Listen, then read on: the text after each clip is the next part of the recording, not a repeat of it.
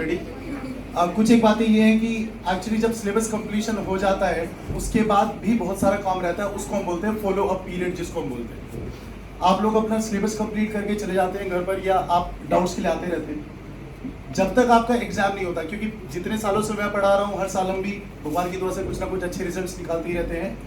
तो हमने बात देखी कि जो बच्चा इंटेलिजेंट बच्चा, जो रिजल्ट देने का जिसके अंदर पोटेंशियल होता है, जब वो टीचर के फॉलो अप में रहता है,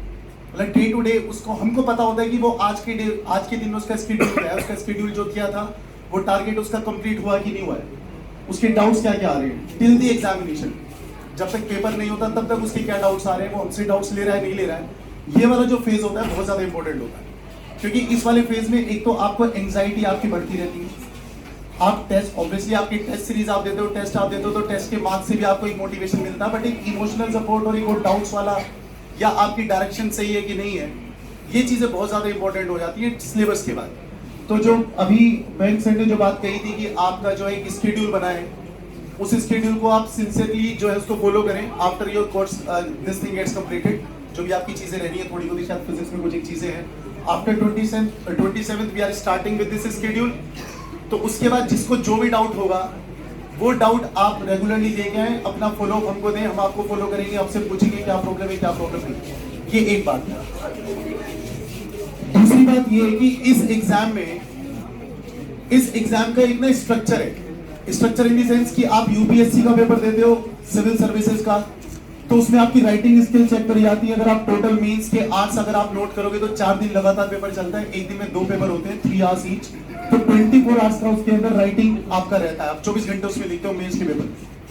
अगर आप जेईई के पेपर को देखो, एडवांस के पेपर को देखते हैं, या जेईई मेंस के पेपर को देखते हैं,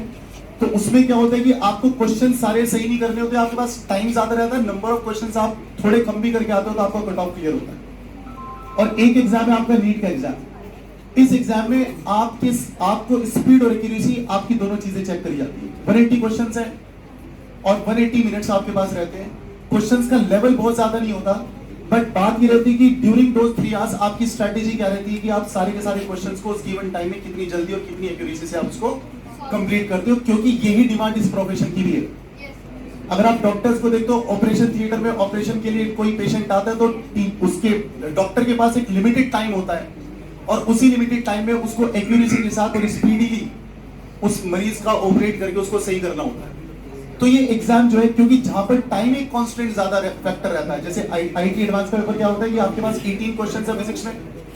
ये केमिस्ट्री में 18 है और आपके मैथ्स में 18 है, और आपको 3 आवर्स का टाइम मिलता है। तो हिसाब से देखो तो 60 मिनट्स में आपको 18 क्वेश्चंस वहां पर करने, और 18 में से भी अगर आपके शबीर सर अगर 10 क्वेश्चंस भी आपके हो जाते हैं तो आपका वो क्लैरिटी 5, 6, 7 सवाल हो जाते हैं तो आपका पेपर क्लियर हो जाता है। बट यहाँ पे टाइम एक कॉन्स्टेंट है, और जब टाइम कॉन्स्टेंट होता है, टाइम का एक इशू रहता है, तो उस केस में क्या होता है बेटा, एंग्जाइटी बहुत ज्यादा होती है।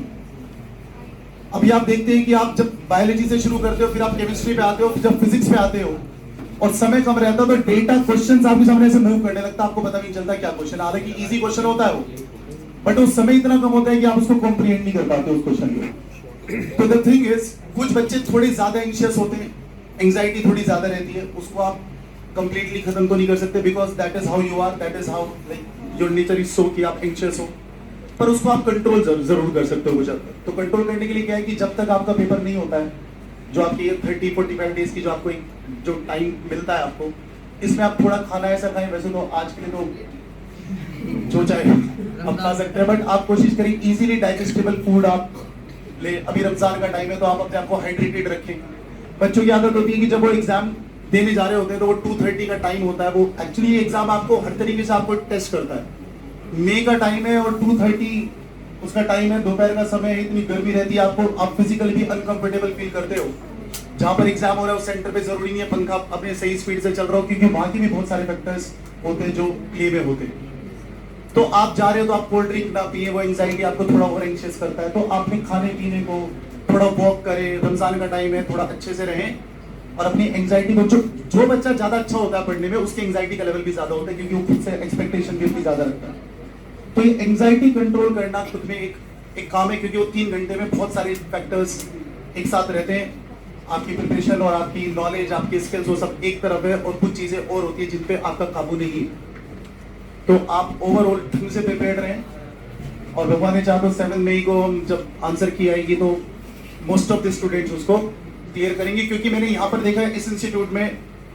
कि गुंजाइश सबके अंदर है पेपर क्लियर करने की। एक वो गैप होता है ना, एक तो गैप होता है कि जैसे अमीर और गरीब का गैप होता है कि या तो कुछ पढ़ने में बिल्कुल ही बेकार है, कुछ बहुत ही ज्यादा अच्छे हैं। वो कहीं ना कहीं थोड़ा सा कोई ऊपर है, थोड़ा सा कोई नीचे। अगर आप अपनी कमियों को लिख लेंगे एक जगह, पेपर पे लिखा करो कि मेरी क्या मिस्टेक्स है, क्योंकि आप खुद से हमेशा ऑनेस्टली आप बात कर सकते हो, उन पे वर्क करो, अपनी कमियों पे काम करो। जो आपके 40-45 दिन है, इसमें जो भी आपको कमियां लगती है, कैलकुलेशन से रिलेटेड आपको चीजें लगती हैं, जो भी आप समझते हो कि ये पॉइंट्स वीक है आपके और आप जाने जाने में उसको बहुत बार इग्नोर भी करते हो, उनको इग्नोर ना करो, क्योंकि टाइम है उन चीजों को एड्रेस करने का। सीरियसली समझ रहे हैं आप सब लोग ये बात? All the best to all of you, और रमजान की बहुत बहुत मुबारकबाद आप सबको। Thank you so much.